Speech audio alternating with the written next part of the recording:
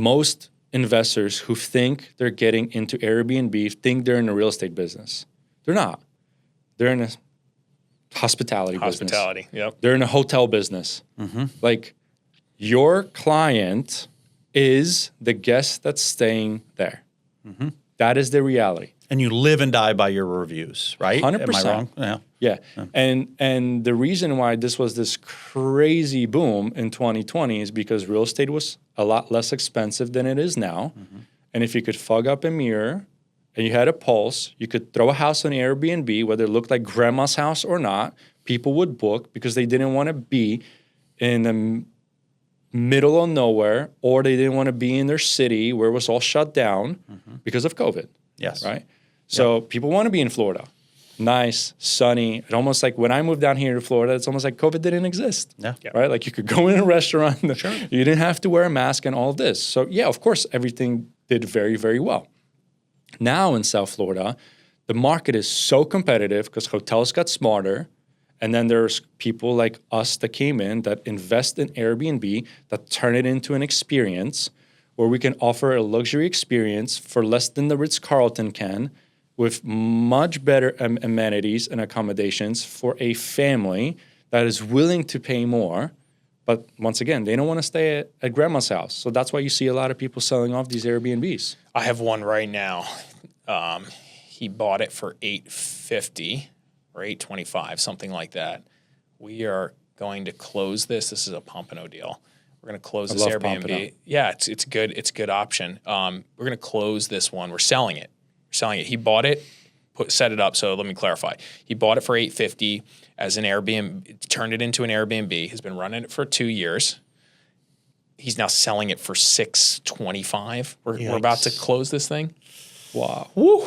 Wow. This is crazy. So this is just an example of like people got a little. But he bought it as an Airbnb with the Airbnb values? No, he bought it and turned it into an Airbnb. Wow. Got it all set up. So been I'm losing his shirt for. Bought it for 2022, 2023. He bought in 22 or 23. Right at the height. He bought at the peak and came in with the 2021 mindset of like, I'm just going to pay sight unseen the most money. Wow. And he Got paid destroyed. more than asking That's price. 20 to 25% price shave. I mean, that doesn't happen. So buying just regular retail, so we can get into Airbnb values for investment properties, which are very different, and we'll get into that in a second. I'll show but you guys how I treat, because I don't treat Airbnb properties any different than a regular real estate deal. Yeah, because I'm not buying somebody's business. Yeah, sure. Agreed. Because 100%. most people suck at running that business. They just don't understand it. They don't know it. Once again, they think they're in real estate. They're not in the hospitality business. So there's no valuation or benefit. I actually try to tell my clients to not buy existing Airbnbs. Right. That's my point, is because so many, I see these properties, I'm looking at multifamily properties, that the new listings, and many of them say Airbnb active. You see that when they're furnished like that, and they're furnished really well, it's Airbnb, even if they don't put it on the description. And they're always way overpriced because they think that, you're going to buy at an Airbnb value based on the cash flow of the property or the income of the property. God, I can't tell people how many seller calls I have that conversation with. It's like big mistake. Like you're not for a buyer. It's just not happening. But when you sell your client's property, we'll get it. I know we're kind of jumping around and getting to the end, but when you sell your client's properties, do you try to sell them at Airbnb values? No. Okay. You can't. You manage their expectations. The market doesn't bear that. Correct. Okay. It just doesn't. Okay. I had a conversation with a guy. He swore he had 3 Airbnbs, and he swore that he should be getting money paid on the cap based on his Airbnb. I'm like, listen, I don't know who else you're talking to, because he was interviewing other realtors. And I was just like, I don't know who else you're talking to, but this is not how things work here. Maybe in 2020, 2021, they might. Maybe. Right? But like I said, if you could fog up a mirror and had a pulse, you could throw money at it. People were waiving appraisals. Yeah. Right. And hard day one, whatever. Yeah. Yeah. It was just crazy. It was a different environment. Right. Yeah. But Larry, to your point, like, you can't look at the cap. Like the cap rate we're talking about, right? Yes. There's no value. First of all, an appraiser is going to come in and is going to look at the house and say, "Yep, 3-bedroom, 2-bath, 1,500 square feet." Doesn't care Look about at the comps. Doesn't care about Airbnb. 750. Yeah. Who cares if you have a contract at 900? As an investor, if you have a contract at 900 and your house appraised at 750, what are you going to do when you want to go and sell? You're going to take a bath like the situation we were talking about earlier? Yeah. We're taking 20, 25%? Yeah. It just doesn't make, okay. Maybe there's a little bit of premium. Maybe there's a little bit of convenience. Maybe we can work the furniture into the price point. Yeah. Right? Maybe buy some furniture. Yeah, because the reality is you're going to spend a couple of thousand getting rid of it, so you might as well make a couple of $1,000 if you can aside of it, or work it into the deal where if the house appraises at the higher number, then you know you have about 20, 30K worth of furniture in the house. Yeah. You're never going to get dollar for dollar out. You'll be happy if you can get 20, 30% on the furniture. Yeah. Half the furniture, or actually 95% of the furniture, if my wife's listening to this podcast, 100% of the furniture needs to be tossed out. Right? Like it's just not that good. Yeah. And if you think your house is great, trust me, it's not. Yeah. It's just not. Like, I think how many sellers need to hear this? It's like kind of baffling to me. It's like so surprising that so many sellers think their furniture is worth anything. It's worth damn near nothing. Nothing. Yeah. And I'll give you another example. I just sold another Airbnb about, 3 to 6 months ago.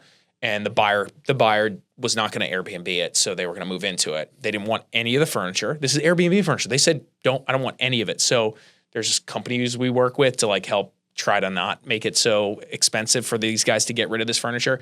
I think he made on Airbnb furniture that he spent $30,000 on. I think he made $2,000. Wow. Yeah. $2,000 because you had to put it on Facebook Marketplace. The girl who does that, she takes 50%. Mm-hmm. She sells it all, and she sells it at what the market bears, which is usually damn near nothing. Yep. And so she made $2,000, he made $2,000, whatever the numbers were. It was just so insulting to him that he was like so upset, this guy. He'd almost rather just trash it out, but it costs money to have someone come and pick up your furniture. That's why you the do point. it. Right. And this is the reason why you hire the girl to do it. Yeah. You hire the girl to do it not to make money. You hire her not to spend money getting it removed. Correct. That is You get a free model. mover. Yeah, that's it. That's it. That's all. That's Yeah, it. but maybe clearing out the house would have cost him $1,000 or $1,500. Well, that's it. Yeah, that's the point. Yeah. So Right. yeah. And it's just like exactly it would have cost him money. So so that's the and so this is something that people just need to hear. Like and I tell them all the time.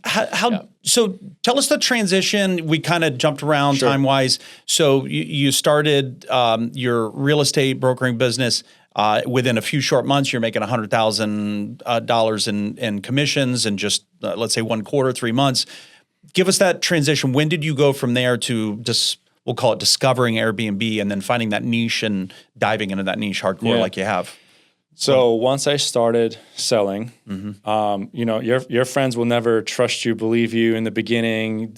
They think you know absolutely nothing, even though I was in like real estate is literally all I know. I know real estate probably at this point better than my wife and my kids. Like my first business was real estate photography, then it was real estate video, real estate websites, real estate lead generation. Wow. Now I sell. You've had every angle. That's awesome. Yeah.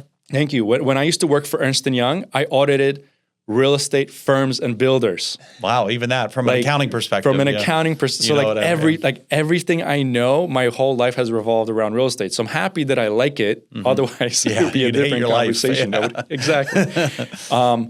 So when I started getting some momentum, one of the big things that I knew I was going to run into at some point or another was taxes, because I'm going to be paying taxes, right? Now, with real estate, there's different ways where you can leverage the tax code to offload taxes absolutely legally. And one of the distant acquaintances saw that I was selling real estate on Instagram or Facebook, didn't reach out to me, but my really good friend was a mutual friend of the both of ours and was like, hey, I'm going to reconnect you with my buddy. He needs a property down in Southeast Florida. He's in Miami. Like, will you help him out? I'm like, well, Boca is only an hour, north of Miami. Yeah, I'll drive for an hour. At that point, like I had like no deals coming in. So I was willing to do deals in whatever. Miami. I was willing to do deals pretty much everywhere. Yeah. I did even deals in Lehigh Acres, which is like 2.5, 3 hours away. I was I remember getting in the car like 4:35, figuring out showing time, like how to get all of that. Yeah. Like sold. Like and those are small deals too. Those are like $40,000 lots. Yeah. I was fortunate. $200,000 homes. For like 250, 300. I didn't care if there was a deal. I was going to chase it down. I was going to close it.